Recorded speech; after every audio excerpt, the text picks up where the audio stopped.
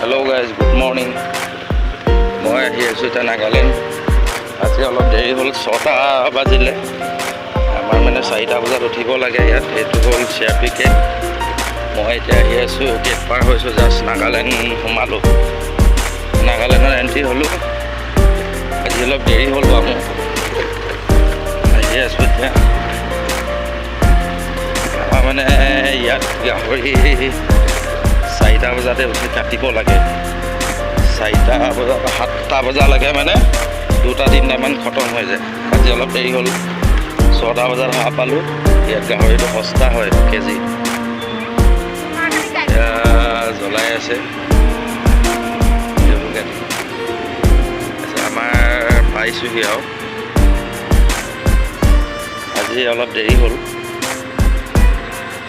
আমাৰ এজনে প্ৰচেছটো চলাই আছে, জ্বলাই আছে এজনে। এইজন আমাৰ মালিক হয়। আৰু আগৰ এইটো এনেকৈ গেছে জ্বলাব লাগে। চাওক কেনেকৈ জ্বলায়। কাটিবলৈ আৰম্ভ কৰিছে আমাৰ দাই।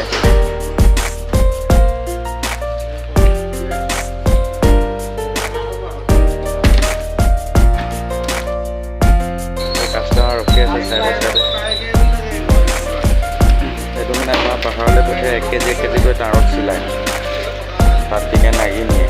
50 টকা খায় 1 কেজি লাভ খায় 1 কেজি।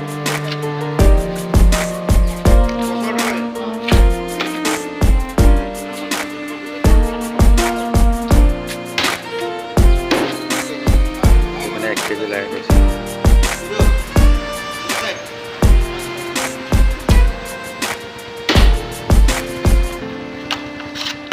এইপিনে কাষ্টমাৰ আহিছে আকৌ।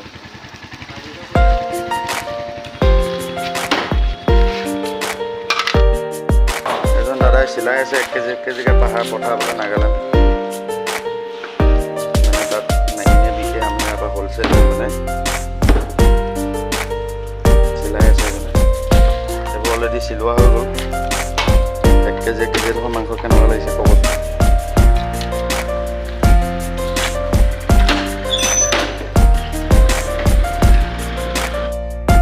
কৰি থকা হৈছে। এইটো মাংসটো খতম হ'ল। ৰাতিপুৱা এতিয়া কেইটা বাজিছে? 7:26। মই আহিছিলোঁ 6 বজাত। কাটি খতম। দেখিছে নহয়, এয়া পাহাৰ নিবলৈ লোড কৰি আছে। অলৰেডি এখন গাড়ী লোড হৈ গ'ল। এই লাকি এইখন এখন লোড হৈ গ'ল। আৰু এয়া